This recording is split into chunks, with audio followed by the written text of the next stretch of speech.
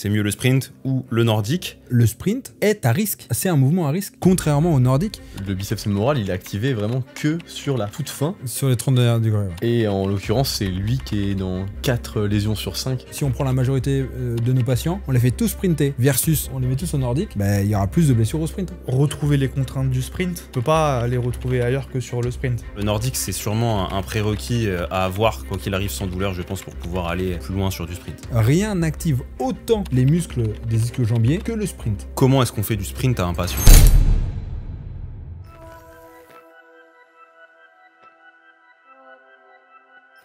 Bienvenue à tous dans ce nouvel épisode du Training Therapy Podcast. Je suis avec mes acolytes de la dernière fois, Johan, Salut. JP et Maxime. On avait eu un super débat sur les ischio-jambiers. Et puis, la dernière fois, c'était ce matin, en vrai. On a été manger tranquillement. Un très bon repas. Et on a eu un débat enflammé sur la prise en charge des lésions au niveau des ischios et sur l'exercice ultime pour rééduquer cette blessure, très simplement. Et du coup, la question, c'était est-ce que c'est mieux le sprint ou le nordique? Alors les gars, vous êtes obligés de choisir. Vous avez qu'un mot à répondre, de toute manière. Maxime, sprint ou nordique? Sprint. JP, sprint ou nordique? Nordique. Aïe, aïe, aïe. On aurait pu dans le podcast là, mais sprint.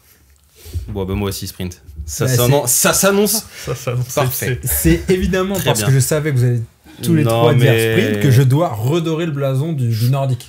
Je pense qu'il y a un petit peu d'émotion aussi. Tu as fait ton mémoire, même pas ton mémoire, ton étude que tu as publiée sur le nordique qui a montré ses preuves, en effet. Donc, Dans le cadre de mon mémoire, en effet. Je comprends qu'il y a un petit biais. Je peux pas le trahir comme ça. Un petit biais émotif là-dedans. Mais bon, on va essayer de rentrer un petit peu plus dans le débat pour essayer d'amener un petit peu de justification à nos allégations, si je puis dire.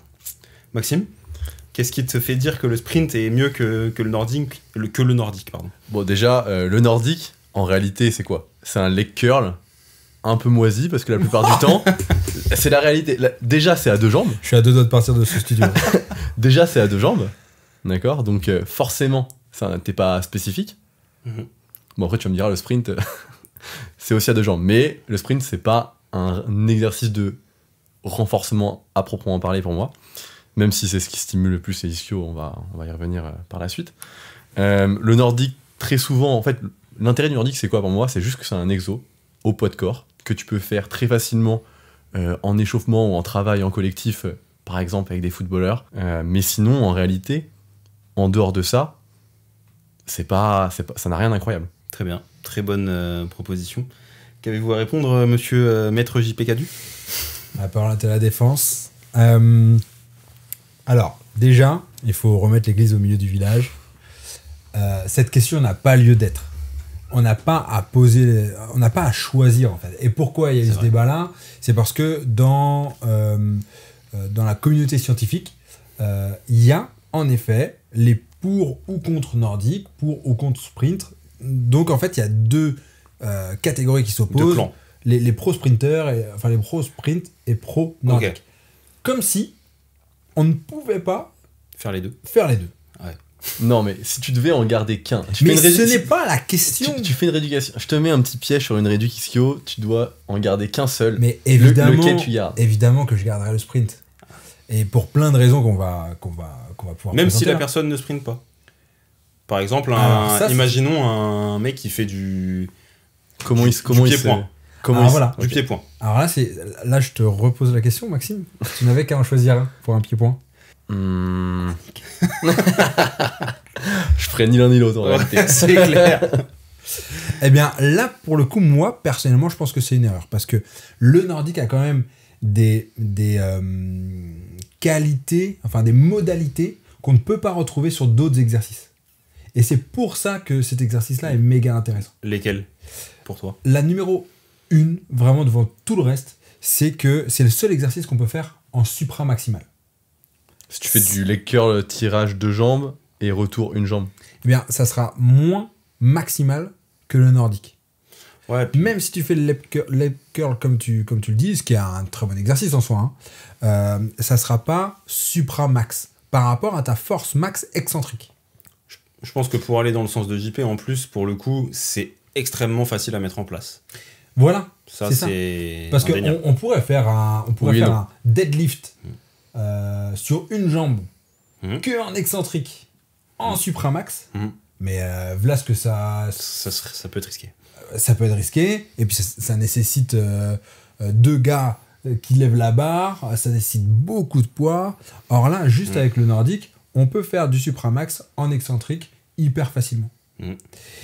Et c'est celui qui va stimuler le plus, selon les études, même par rapport à l'exercice que tu viens de donner, c'est celui qui va solliciter, activer en tout cas, le plus les muscles des ischio-jambiers, alors que, en effet, il n'y a pas besoin de charge supplémentaire, ou alors s'il y a besoin, par exemple, nous, pour notre étude, on a eu besoin de charge supplémentaire, il y a eu un seul joueur sur les 30 qui avait besoin de 15 kilos.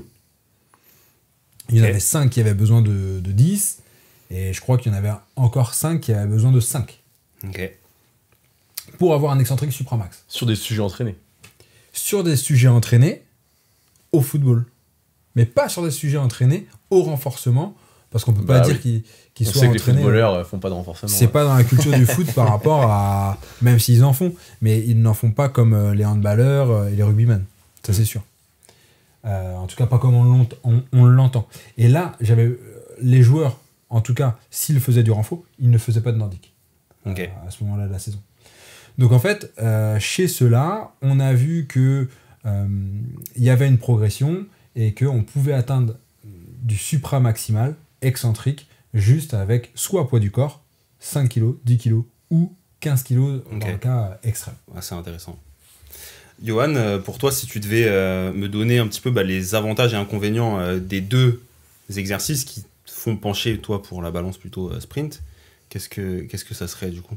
Bah, en fait, le sprint, si tu veux en choisir un des deux, parce que je pourrais remplacer le nordique par un autre exercice de renforcement musculaire qui peut-être n'aurait pas qui n'aurait pas la modalité supramaximale sur l'excentrique, mais qui serait tout à fait efficace aussi et pertinent en lien avec le sprint pour justement améliorer ce que je souhaite améliorer chez mon patient, soit par exemple si je veux qu'il sprinte, sprinter, le réentraîner spécifiquement sur la tâche qui lui pose problème, tout en continuant à renforcer musculairement ailleurs avec d'autres exercices que le nordique, sachant que chez la plupart des gens, là tu parlais de sujets, tu parlais de footballeurs pro, qui sont, même si pas spécialement entraînés au renforcement musculaire, ont quand même une qualité de vie et sont quand même déjà entraînés de base. Chez monsieur et madame tout le monde, il y en a plein quand même d'expérience, après peut-être que tu retrouves quelque chose d'autre, mais qui ne sont pas capables d'en faire juste un au poids du corps. Et finalement, là où la tension sera maximale sur les ischios, sur cet exercice, c'est la zone où ils ne contrôlent pas, ils se laissent tomber. Et donc du coup, c'est une zone où il n'y a pas de contrôle musculaire, donc pas de gain dans ce secteur angulaire-là. Ce qui me semble en plus que le biceps fémoral, il est activé vraiment que sur la toute fin. Sur les 30 dernières degrés, ouais. Et en l'occurrence, c'est lui qui est dans 4 lésions sur 5 concernées. Ce qui pourrait être intéressant pour le coup, c'est 80%, ouais. potentiellement, si on voulait améliorer ça, délester la personne en mettant des élastiques plus ou moins rigides ou fins qui permettraient d'accompagner jusqu'au bout le mouvement en générant la tension mécanique volontaire et pourquoi pas revenir faire le retour concentrique, mais Donc très facile en fait. juste pour plus ou moins. Mais là tu me parlais du supramaximal. Mais tu peux être supramaximal avec un élastique. Tu Pas de peux. problème. Ouais, c'est possible, c'est vrai aussi. Donc il fallait. Ok. Tu incluais les élastiques dans ton truc. Là tu me parlais de te lester dans les études. Oui, parce que moi, en l'occurrence, il fallait les lester. Ouais. Mais tu peux les délester. En fait, le but du jeu, c'est de rester supramax. Et en effet, certains, en fait, faut les délester, d'autres, faut T'avais les un très bon marqueur, je pense que tu peux le partager pour savoir Ouais. comment tu... Alors en tu fait, veux pour la savoir si c'était un excentrique, nous on avait choisi de faire la descente jusqu'au bout en 3 secondes. Ok. C'est-à-dire que si il pouvait tenir plus que 3 secondes, voire arrêter la contraction, ben là ça veut dire qu'ils étaient trop forts par rapport à la charge. Donc Ok. on le lestait. S'il tombait en moins de 3 secondes, ben là pour le coup il fallait le délester. Mais un autre point qui est intéressant, c'est quand même que même si. Pourquoi est-ce que tu cherches à travailler le nordique ? Pourquoi est-ce que tu utilises l'exercice du nordique ? Ça, c'est un premier point parce que finalement, retrouver les contraintes du sprint, tu peux pas les retrouver ailleurs que sur le sprint. Tandis que les effets induits par le travail du nordique, tu peux les retrouver sur d'autres exercices spécifiques. C'est pour ça que si moi je devais faire un choix, et vraiment, encore une fois, il n'y a pas de choix, pas de débat à avoir, les deux sont des très bons exercices. Mais si je devais faire un choix entre soit l'un, soit l'autre, je choisirais le sprint parce que c'est très spécifique et que je peux avoir les mêmes effets sur d'autres exercices en changeant les modalités. Peut-être un peu moins efficace, mais globalement, je récupérerais un petit peu d'effets que je recherche. Ouais, en fait, il n'y a pas de débat là-dessus. On sait que le sprint, on parlait de signature motrice dans l'autre podcast, et en effet, c'est vraiment ça, c'est que rien n'active les muscles responsables du sprint comme le sprint. Absolument aucun exercice. C'est pas possible. Donc, rien n'entraîne au sprint mieux que le sprint. Donc ça veut dire qu'il est absolument essentiel, vital, j'exagère un peu. En vrai, comme n'importe quelle tâche fonctionnelle, rien ne sera mieux que de faire la tâche fonctionnelle en question, de toute manière. Sauf que là, en plus de ça, rien n'active autant les muscles des ischio-jambiers que le sprint. Ok. Et d'autant plus dans cette amplitude-là. Ok. C'est-à-dire qu'on va souvent se péter en course externe, donc en flexion de hanche et en légère... Enfin, on va vers l'extension de genou, donc on va avoir une flexion de genou autour de 20 degrés. Cette position-là, à ce moment-là, il y a une tension extrême, excentrique et mécanique au sein de l'ischio-jambier. Et l'activation des muscles est très spécifique, non seulement au sprint, mais à chaque personne. Donc du coup, on est obligé, pour rééduquer quelqu'un au sprint, de faire du sprint. Il n'y a pas de débat là-dessus, c'est sûr et certain. Okay. Pourquoi maintenant je vais utiliser le nordique? Mais parce que en complément du sprint, c'est le meilleur exercice qui existe. Okay. Aucun autre exercice va être supramaximal aussi facilement, en tout cas, sans risque de blessure, parce que, ou alors avec un risque vraiment minime, mais en fait, comme on est... Alors, c'est un avantage et un inconvénient, mais il n'y a pas de risque de blessure, puisqu'on part d'une position en course interne et on finit en course moyenne. À part si on fait un nordique razor, et là, c'est différent. Mais pour ce qui est du nordique normal, on reste au max en course moyenne. La troisième chose, c'est que tu parlais tout à l'heure du biceps fémoral. En effet, il va falloir aller au bout. Et donc, pour aller au bout, en fait, faire du nordique pour faire du nordique, ça sert à rien. Pour aller au bout, eh bien, il faut se délester. Enfin, en tout cas, il faut avoir le poids, la charge optimale pour pouvoir aller au bout. Voire incliner le plan sur lequel on a nos genoux sont posés, quoi. Okay. C'est-à-dire que s'il est à l'horizontale, eh bien, la position du corps devrait être horizontale pour aller au bout. Okay. Mais si ce support est légèrement incliné, eh bien, la position finale sera plus à 180 degrés et surtout la gravité fera qu'il y aura moins de charge. On fait varier un petit peu l'angle, ce qui nous facilite plus ou moins la tâche. Voilà, c'est intéressant. Exactement. Et enfin, je voulais rebondir sur ce que tu disais sur le biceps fémoral. En fait, le fait que l'exercice soit supramaximal, ça va activer fortement le biceps fémoral par rapport à d'autres exercices. Par exemple, si j'ai un autre exercice, n'importe lequel, qui active à 100% du mouvement le biceps fémoral, et que sur cet exercice, j'ai développé 100 newtons.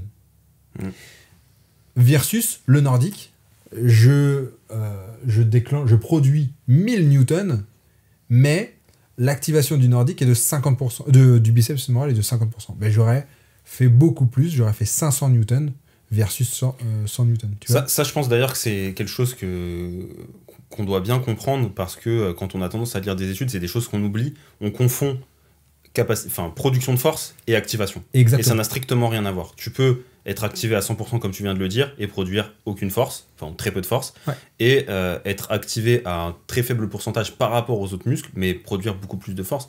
Et donc je pense que ça, c'est un truc à toujours conserver en tête quand on regarde et qu'on lit et qu'on entend des choses. Ok, tel exercice active le mieux le supraépineux, ça vaut pour tout, pour les épaules. Et c'est ça, en fait, c'est hyper intéressant. Si on prend sur les épaules, par exemple, les exercices qui vont activer fortement un muscle précis, l'infraépineux, peu importe, quand on fait de l'overhead, oui, on va l'activer moins en pourcentage par rapport au mouvement, mais par contre, le mouvement la contrainte sera bien plus importante. Voilà, la contrainte et la charge sera bien supérieure. Je pense que ce débat, en fait, il pose surtout la question de l'aspect généraliste et de l'aspect spécialisation de l'activité. C'est-à-dire que forcément, c'est recommandé de faire du nordique et d'être fort sur le nordique, même si on fait un sport où on sprint. Parce que avant d'être un footballeur ou avant d'être un rugbyman, peu importe, je pense qu'il faut d'abord être un athlète et quelqu'un qui est très fort en sprint, mais sur le nordique, il est catastrophique, bah ça pose problème pour le coup. Donc évidemment, on choisit pas et il faut avoir des bases solides sur des exos qui sont moins spécifiques, plus généralistes, qui se rapprochent moins de la fonction pour prévenir potentiellement même les risques de blessures sur la spécialité. Ouais, et puis si on veut aller plus loin, alors moi je travaille avec des footeux, donc oui, évidemment, ils savent sprinter, ils sont habitués à ça. Ils sont même très bons en sprint, pour le coup. Oui, même s'ils sont pas bons en muscu, en sprint, ils sont chauds. ouais, exactement. Maintenant, prenons la population générale, enfin notre patientèle, qui sprint. Ben ça, c'était la question sur laquelle je voulais venir. Justement, j'aimerais bien qu'on se penche un peu plus sur la partie programmation. Programmer le Nordic Hamstring, programmer le sprint, parce que ça va peut-être pas être la même chose. Et comme tu l'as dit, pour sprinter, ça demande d'être dans un environnement précis, d'être au sport, techniquement. Et d'où ta question, en vrai, aujourd'hui, dans la population du cabinet, personne ne sprint, hormis un mec qui fait du foot. Et ceux qui ratent le bus. Hein ? Ceux qui ratent le bus. Ceux qui ratent le bus, ouais. Ouais, mais ceux qui ratent le bus, ils vont faire... Non, c'est foutu. Attendez-moi. Justement, par rapport à ça, comment est-ce qu'on fait du sprint à un patient ? Comment est-ce qu'on lui en fait faire ? Parce que c'est bien beau de dire, ok, je vais faire du sprint. Tant on me dit, je vais faire du nordique, tu vas te dire, ok, je vais faire 3 à 4 reps, c'est du supramax et tout. Mais le sprint, pour le coup, c'est beaucoup plus flou. Bah ouais, et c'est d'autant plus important que, en fait, le sprint, tout le monde pense qu'on a... on a tous la capacité de sprinter, normalement. Oui. Mais franchement, quand est-ce qu'on sprint si on fait plus de foot, En plus, même ceux qui font du foot, passer la trentaine, on passe au soccer, au five. Il n'y a plus vraiment de sprint long. Il n'y a plus de sprint long.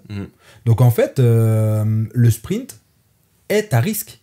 C'est un mouvement à risque, contrairement au nordique, alors que instinctivement, on penserait plutôt l'inverse. Moi, je pense aujourd'hui que si on prend la majorité de nos patients, on les fait tous sprinter, versus on les fait tous, tous au nordique, il y aura plus de blessures au sprint. Ah, ça, c'est certain. C'est arrivé. C'est indéniable. Ah ouais ? Ok, Aïe. C'est vrai ? Ouais. Un patient qui s'est pété au sprint ? Bon, on reprenait le sprint. Et en fait, ça m'étonne pas parce que reprendre le sprint, ça demande une grosse progressivité. Enfin, on imagine bien. Hein.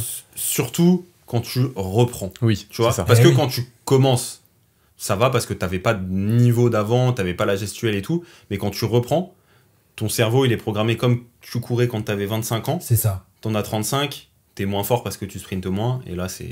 Tu penses que tu peux reprendre comme quand tu t'es arrêté. Ouais.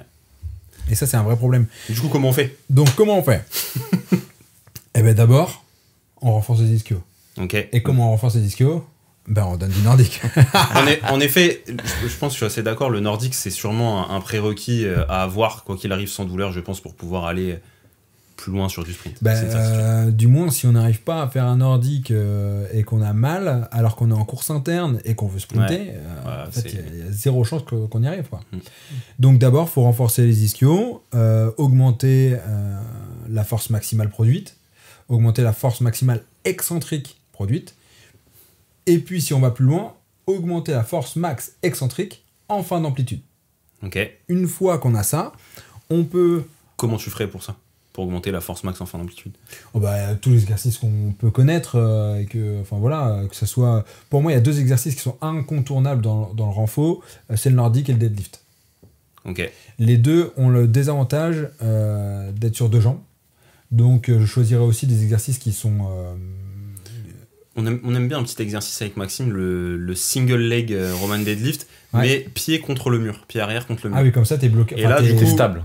Voilà. Et on enlève cette problématique d'instabilité liée au single leg Roman deadlift qui fait que tu ne peux pas charger, ou moins.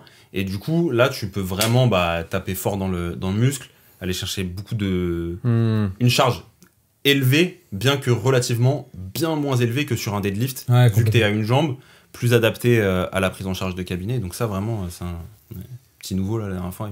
Pas mal. Alors, ouais, je vous rejoins complètement. Il y a un truc qui me gêne dans ces exercices aussi, c'est qu'ils ne préparent que partiellement au sprint, étant donné qu'on n'a pas de vitesse. Ouais. Donc il va falloir trouver un exercice avec de la vitesse. Et il y en a un qui est ultra facile, c'est le H-test. Donc c'est Asklin qui l'a écrit, mais c'était plutôt pour faire un test, justement.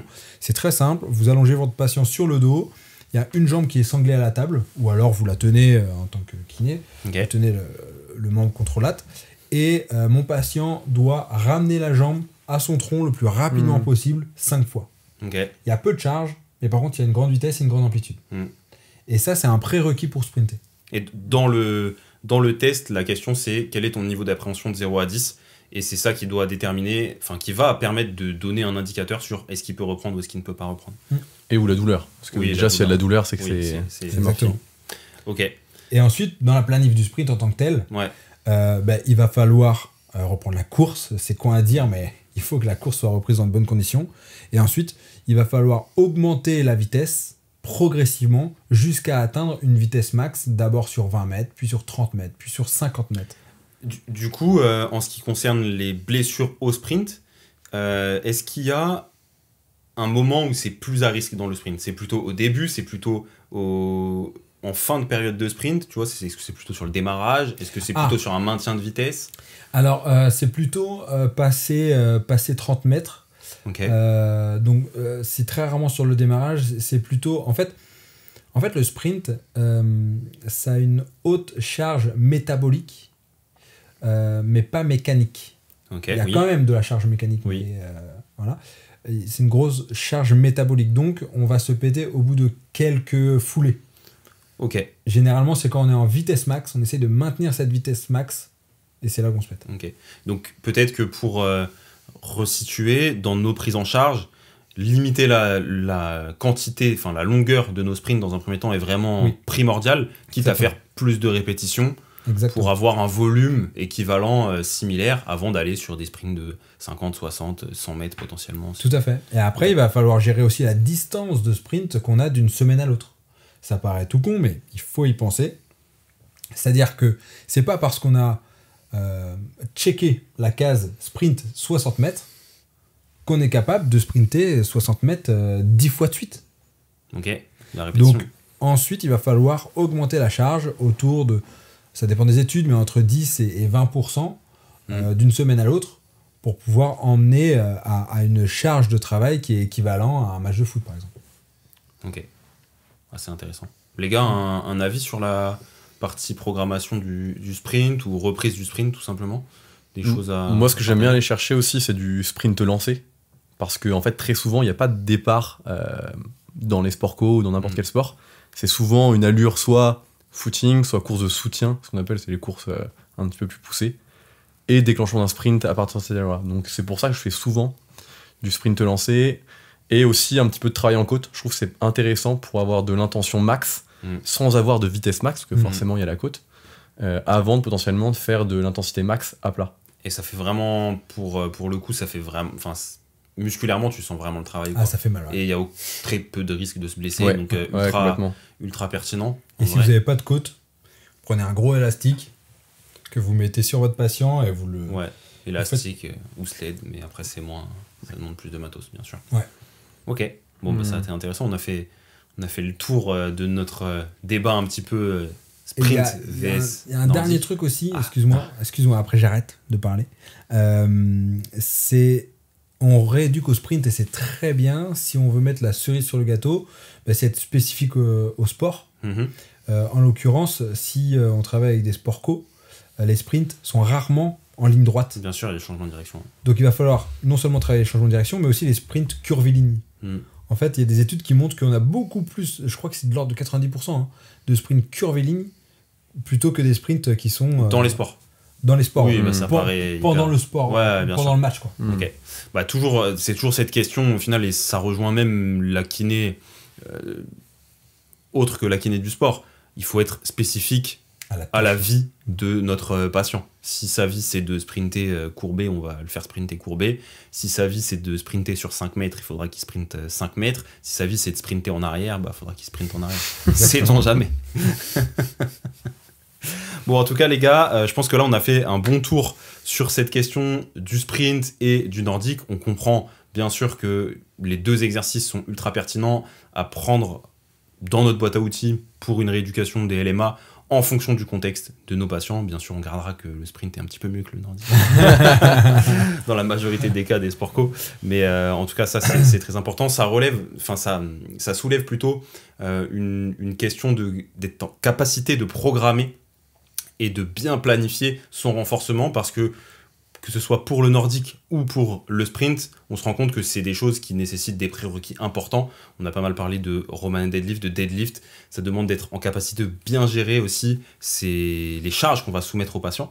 Donc ça, si jamais vous voulez vous apprendre à développer ces capacités de programmation, comment utiliser tel ou tel exercice pour cibler tel ou tel muscle chez vos patients, qu'ils soient sportifs ou non sportifs, on a une formation renforcement BP qui se fait soit en présentiel, avec nous c'est toujours mieux en vrai, soit en distanciel, que vous pouvez faire, et vous apprendrez toutes les bases du renforcement musculaire pour devenir un pro du renforcement musculaire, tout simplement, pour les kinés, sachant que c'est la première thérapie qu'on doit savoir maîtriser en tant que kiné, selon moi. Et malheureusement, en école de kiné, c'est pas forcément ce qu'on nous apprend, ou du moins c'est pas forcément bien appris, donc je pense qu'il faut y aller à 100% là-dessus. Carrément. Eh bien écoutez, c'en est fini de ce fameux podcast. J'espère qu'on aura d'autres petits repas ensemble, avec des nouveaux débats enflammés qui vont survenir. Et je vous souhaite à tous une très bonne fin de journée. Pensez à mettre une review 5 étoiles, pas une étoile, hein, Johan, je te connais toi. Je dis 5. 5 étoiles toujours, sur Apple Podcast, Deezer, Spotify, et puis tout ce que... Peu importe où vous regardez, vous mettez 5 étoiles. Voilà. YouTube, exactement. Allez, on se dit à la prochaine pour un nouvel épisode du Training Therapy Podcast. Salut. Salut.